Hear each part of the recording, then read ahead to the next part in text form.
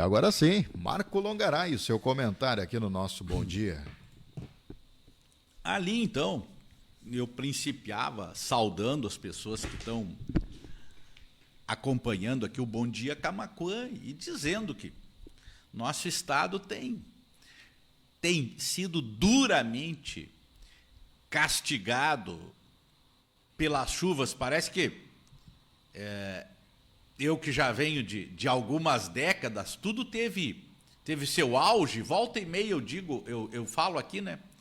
Então eu me lembro no auge do pugilismo, com o Cassius Clay, nome de batismo, depois o Muhammad Ali, o lutador mais famoso do mundo, embora teve alguns que não perderam luta nenhuma, como o Roque Marciano, mas o Muhammad Ali, ele falava de política, das causas negras, então ele é considerado o melhor, embora ele acabou perdendo algumas lutas, poucas, 4 ou 5, e outros nunca perderam. E a situação, correlação que eu faço com o boxe é o seguinte: parece que nós tivemos uma pequena trégua assim quando estamos sendo massacrados e aí termina um round. Aí o lutador foi lá para o banquinho, aí nós tivemos um pouquinho de sossego aqui no Rio Grande do Sul e ontem novamente despejou água, assim, voltando. Às vezes a gente que está aqui em Camaquã não tem a noção, ou não pode, às vezes a gente não consegue se transpor. Eu vivo muitas experiências ao longo do tempo. Tem pessoas que não conseguem se transpor para quem tem que fazer o malabarismo de sobreviver com um salário mínimo, vive numa outra condição, ou imagino que não, ninguém vive com salário mínimo, mas as pessoas vivem até com menos. Tem pessoas muito abaixo de salário mínimo.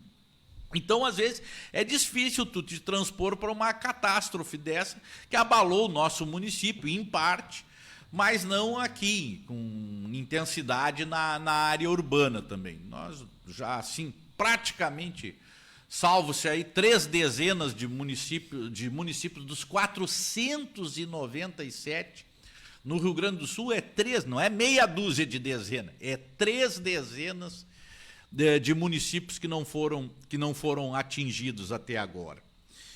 E isto traz uma sequência de reflexões que nós precisamos fazer e ver. Eu digo que, num primeiro momento, a questão é apoiar as pessoas, as abaladas emocionalmente com as perdas, lhe dar o mínimo de conforto necessário, de apoio, de sustentação neste momento, mas depois chega uma hora que as coisas vão voltar para a realidade, que impactaram empresários, empreendedores, industriais, trabalhadores. Nós nem sabemos o que exatamente vai ser encontrado debaixo desses escombros, em que situação para se reerguer o Rio Grande do Sul, que já é um estado que do ponto de vista da dívida do estado, é uma das maiores da União. E essa solidariedade, esse voluntariado assim, que é gigantesco. O povo brasileiro é muito solidário, mas isso tem um tempo, não é? Todo mundo sabe. É quando falece um familiar da gente, nos primeiros dias lá vão as pessoas, visitam, né? Depois aquilo vai. E assim é essa generosidade. As pessoas vão fazer isso por alguns dias, vão fazer doação em dinheiro, em alimentos, em roupas e tudo que se imagina. Mas depois a pessoa tem um tempo que se dispôs a ajudar naquilo ali, vai passar, elas têm que voltar para suas atividades. E quem está com esses grandes problemas vai voltar para a sua realidade. E aí também, aí mais adiante, que eu digo, a gente vai ter que ver como é que se posiciona, como é que é, por exemplo, na questão dos municípios. Como é que ali em Porto Alegre, que deu grandes... qual é a realidade? Como é que estavam as casas de bomba lá? Estão funcionando? Elas estavam em manutenção? Quem é que queria derrubar o muro da Mauá ali para transformar num centro de eventos, enfim, algo... Então, nós temos... Isso não pode ficar à margem numa avaliação futura. Quem é que está destruindo o Código Ambiental do Rio Grande do Sul? Nós já temos o bioma Pampa aqui no Rio Grande do Sul, que é a nossa campanha aqui, que nós sabemos que é extremamente desprovida de mata, o bioma Pampa. E aí nós vamos olhar que nos últimos 40 anos, ainda no Rio Grande do Sul, 20% da mata nativa foi derrubada. Eu tenho familiares que foram para o Paraná e para o Mato Grosso. E qualquer pessoa de mediano conhecimento sabe que os gaúchos foram povoando o oeste de Santa Catarina, o Paraná, o Mato Grosso e foram subindo. E onde o gaúcho vai, ele vai derrubando tudo, né? É uma questão da cultura, de plantar, de criar bovinos, enfim, é da cultura nossa. E o gaúcho é um dos povos assim, que mais fez migração interna aí, expandindo. Temos gaúcho do Rio Grande do Sul, que é o nosso estado, ao norte do país, assim, em grande escala, não é? Principalmente nas fronteiras agrícolas aí, os gaúchos foram desbravando, né?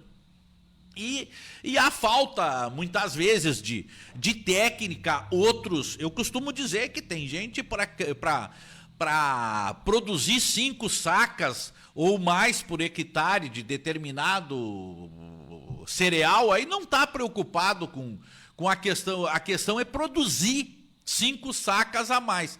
Agora, os agrotóxicos, os venenos, que muitos deles proibidos nos países de origem, onde eles foram criados, não há preocupação com isso. Então, nós temos uma outra questão que dialoga e é extremamente pertinente neste momento, nós tratarmos dela, é o que chamo do Estado mínimo. Não, olha, o Estado tem que se preocupar com saúde, segurança, educação, o Estado não precisa de um Banco do Brasil, não precisa de uma Caixa Federal, não, vamos privatizar isso tudo, privatiza água, privatiza energia. Mas a verdade é o seguinte, quando o empresário está indo bem, e digo isso e não tenho medo, o arroz, a soja, o preço está bom, todo mundo bate no peito, não, da porteira para dentro é tudo comigo, o governo não tem que se meter, não tem que intervir em tentar modular algum preço, se está alto demais, intervir no mercado, não, é comigo. E é do grande ao pequeno. O cidadão de dizer aqui com todo respeito, o cidadão que planta tabaco, planta fumo, quando o preço tá bom, coisa e tal, não, deixa comigo. Agora, quando a crise acontece agora, e aconteceu, quem é que vai ser chamado para auxiliar? O governo. E se o Estado é mínimo, como que o governo vai ter receitas para poder... E precisa de bancos de fomento, juros subsidiado, enfim. Então, por isso, eu não sou... aqui é apenas para ilustrar. Por isso, eu não sou defensor do Estado mínimo. Eu sou defensor de um Estado forte, de um Estado que tenha capacidade. Os países europeus são tão ricos que na França, por exemplo...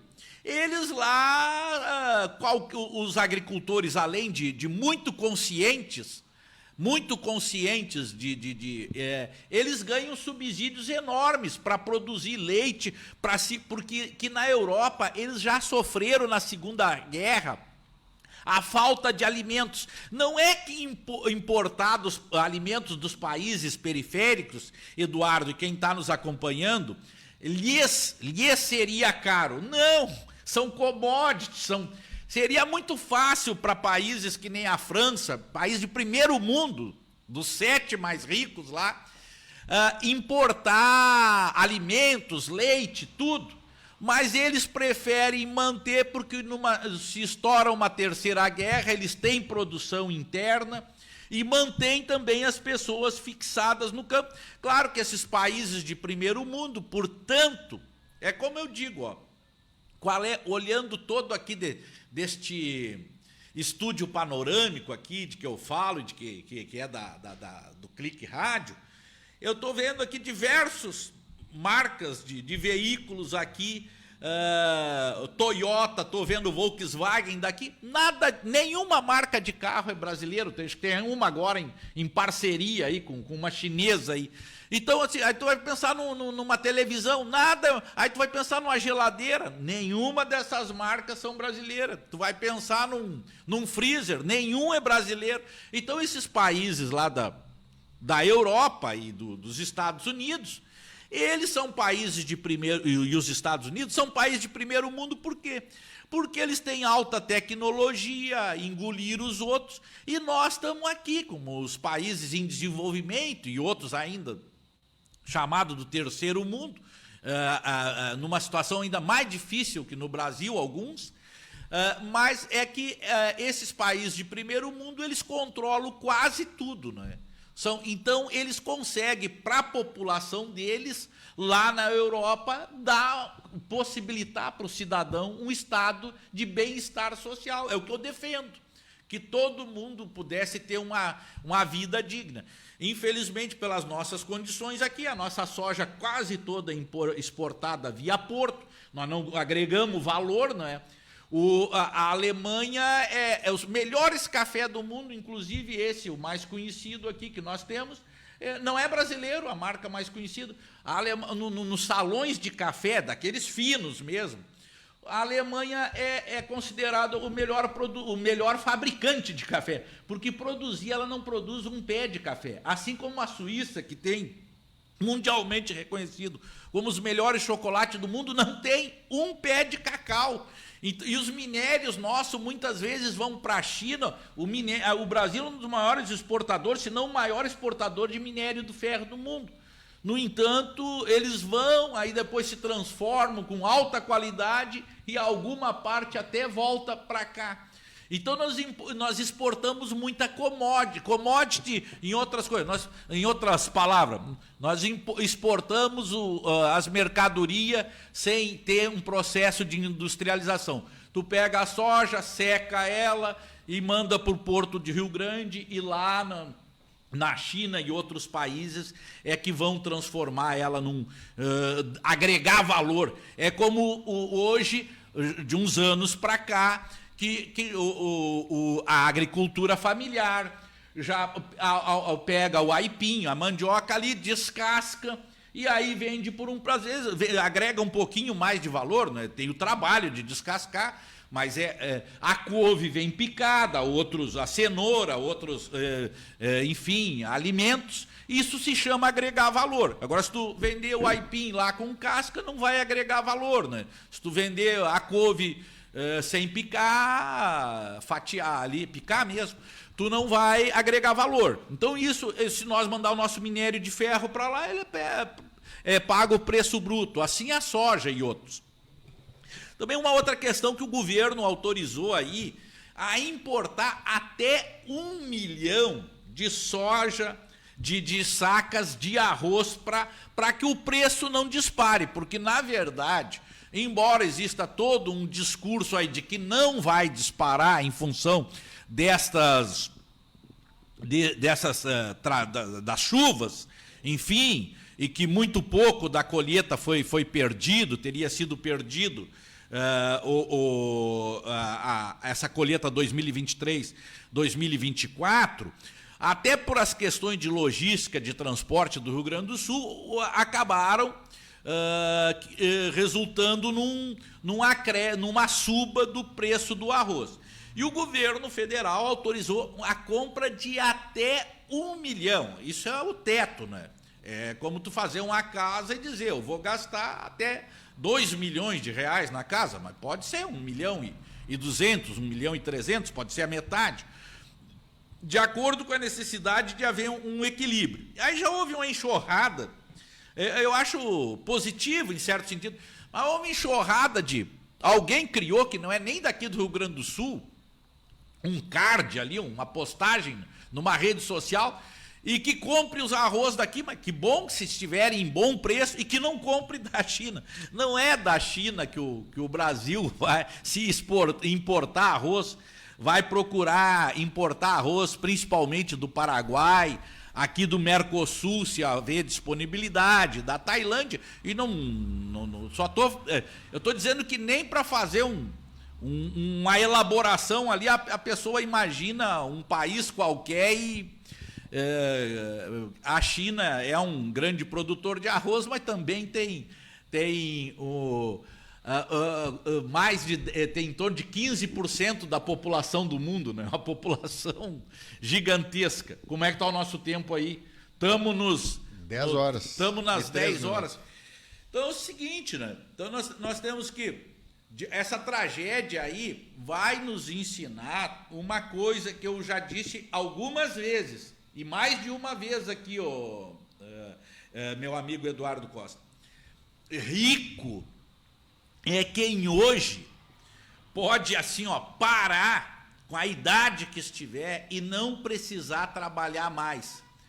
As pessoas, eu já disse isso aqui, quem tem uma casa de 500 mil reais, 2 casas, quem tem 500 mil lá na poupança, não é rico. A pessoa, rico é aquele que, e isso eu aproveito esse minuto para encerrar aqui, da forma mais dura, da forma mais cruel possível, essa tragédia no Rio Grande do Sul vai também nos ensinar um pouco disso.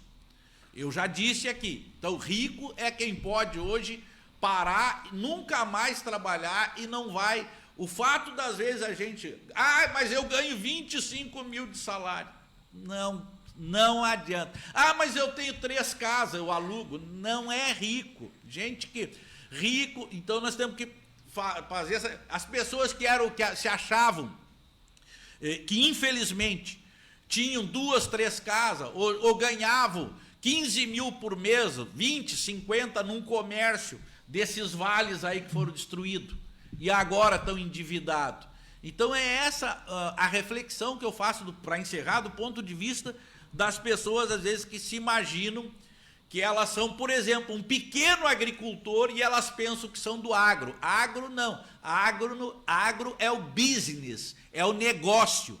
A gente que vive ali quem vive numa pequena propriedade, ou planta fumo, ou vive do leite, ou dos hortifrutigranjeiros, enfim, não é uma coisa é a agricultura familiar, outra coisa é o agronegócio que fala em grande escala. E eu tenho visto propaganda nas mídias aí que tento achar que qualquer produtor que planta alguns milhares de pé de fumo, ou alguma outra cultura, ou mesmo um pequeno criador de gado aí, que ele seja do mesmo agro do que aqueles que têm 20, 30 mil hectares no centro-oeste.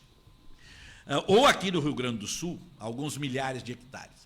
Então, agradeço imensamente ter estado aqui contigo, com as pessoas que acompanham o Bom Dia Camaquã, e que o que eu posso desejar e espero é que essas chuvas cessem e que a gente possa retomar a reconstrução do Rio Grande do Sul para patamares pelo menos aceitáveis, porque hoje muitas pessoas estão vivendo em situação precária e isso tudo afeta sobremaneira no emocional, em todos os sentidos. Então desejo um abençoado final de semana, com saúde, se possível, para todos e todas que estão nos acompanhando e quem não está também, não é? Porque isso não é uma coisa só para quem está aqui na programação. Muito obrigado pelo generoso espaço e um bom final de semana. Valeu, Marco Longaray, participando aqui do nosso programa.